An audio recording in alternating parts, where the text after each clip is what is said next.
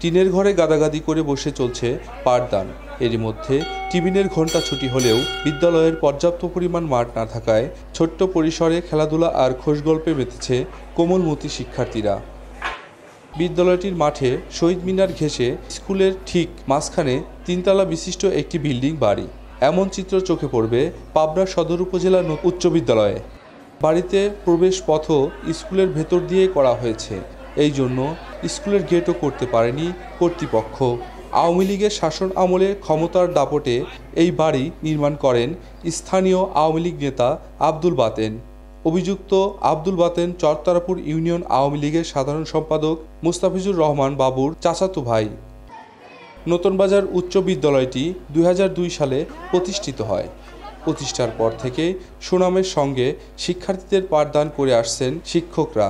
বর্তমানে বিদ্যালয়টিতে 5 শতাধিক শিক্ষার্থী অধ্যয়নরত রয়েছে। বিদ্যালয়ের জমিদাতা এক কন্যার কাছ থেকে জমি কেনার দাবি করেন 2010 সালের দিকে। আওয়ামী লীগের যুবলীগের অফিস করার কথা বলে স্কুলের ভিতরে একটি টিনের ঘর তোলেন আব্দুল বাতেন নামের এই আওয়ামী লীগ নেতা। এরপর ইটবালু খোয়া এনে বিল্ডিংয়ের কাজ শুরু করেন। এ সময় স্থানীয়রা, শিক্ষক, শিক্ষার্থীরা বাধা দিলেও দলীয় প্রভাব খাটিয়ে বিভিন্ন রাজনৈতিক ভয় দেখিয়ে বাড়িটি নির্মাণ করেন। শিক্ষকরা সংশ্লিষ্ট অধিদপ্তরের বিভিন্ন সময় অভিযোগ করলেও নেওয়া হয়নি কোনো ব্যবস্থা। দ্রুত ভবনটি অবসানের দাবি শিক্ষার্থীদের। বিল্ডিং এর জন্য আমাদের অনেক সমস্যা হচ্ছে। বড় ক্রীড়া অনুষ্ঠান হয় আমাদের এই স্কুলে। এই স্কুলে ক্রীড়া প্রতিষ্ঠানের মধ্যে আমাদের পার্শ্ববর্তী মাদ্রাসায় জায়গা সংকট জন্য পার্শ্ববর্তী মাদ্রাসায় যেতে হচ্ছে। এই বিল্ডিংটা যদি না থাকে তাহলে আমাদের পার্শ্ববর্তী মাদ্রাসায় যেতে হয় না, কারণ এখানে তো ছেলে মেয়ে উভয়ই পড়াশোনা করে, কিন্তু ওখানে মাদ্রাসা শুধু ছেলেরা পড়ে, কিন্তু আমরা মেয়েরা যাই ওখানে খেলাধুলার বিষয়টিকে ভালো দেখা যায়, লজ্জাজনক না? আমাদের এই নতুন বাজার উচ্চ বিদ্যালয়ের মাঠের ভিতরে এই বিল্ডিংটা হয়েছে অবৈধভাবে।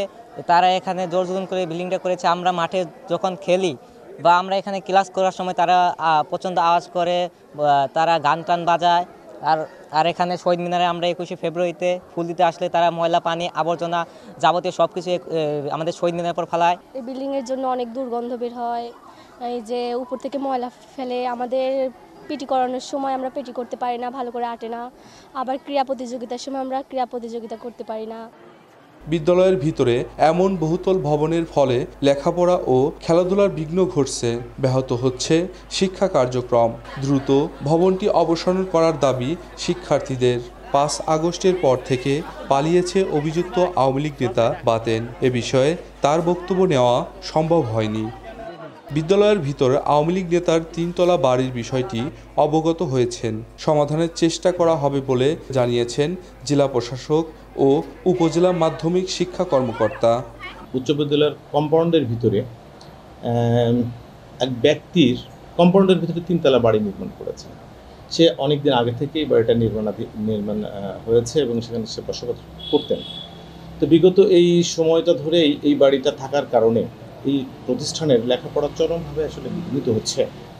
তো আমরা এই বিষয়ে লিখিত যদি অভিযোগ পাই এবং লিখিতভাবে অভিযোগ পেলে আমরা অবশ্যই এই বিষয়টা নিয়ে প্রশাসনের সাথে আলোচনা করে এই বিষয়টা নিরসনের চেষ্টা করতে পারি।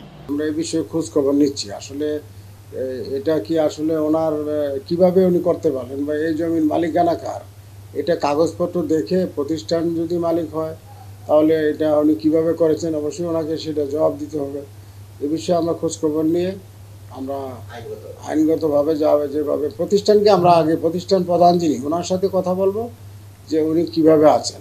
আমরা প্রধান শিক্ষকের কাছ থেকে বিস্তারিত জানতে পারবো, অথবা ম্যানেজিং কমিটির সদস্য আছে ওনাদের কাছ থেকে আমরা খোঁজখবর নিয়ে জানতে পারবো যে আসলে এটার ব্যাকগ্রাউন্ডটা কি, কীভাবে একটা প্রতিষ্ঠানের মাঠে বা ভেতরে প্রতিষ্ঠানের জায়গায় এমপিভুক্ত প্রতিষ্ঠান কিনা, বা এমপিভুক্ত হয়ে থাকলে সে প্রতিষ্ঠানের ম্যানেজিং কমিটি দায়িত্ব কী ছিল, শিক্ষা প্রতিষ্ঠানের প্রধানের দায়িত্ব কী ছিল, সেভাবে ব্যক্তি মালিকানাধীন ভবন সব প্রতিষ্ঠানের ভিতরে কীভাবে হয়েছে, এগুলো আমরা খোঁজখবর নিয়ে অবশ্যই ফাইন্ড আউট করবো যে আসলে রহস্যটা কী, এবং সে অনুযায়ী যেটা আইনগত ব্যবস্থা নেওয়া সেটা আমরা সেভাবে এগিয়ে যাব।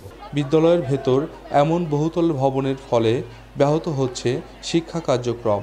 দ্রুত অবসানের দাবি স্থানীয় ও অভিভাবকদের। মাসুদ রানা, পাবনা, সারা বাংলা।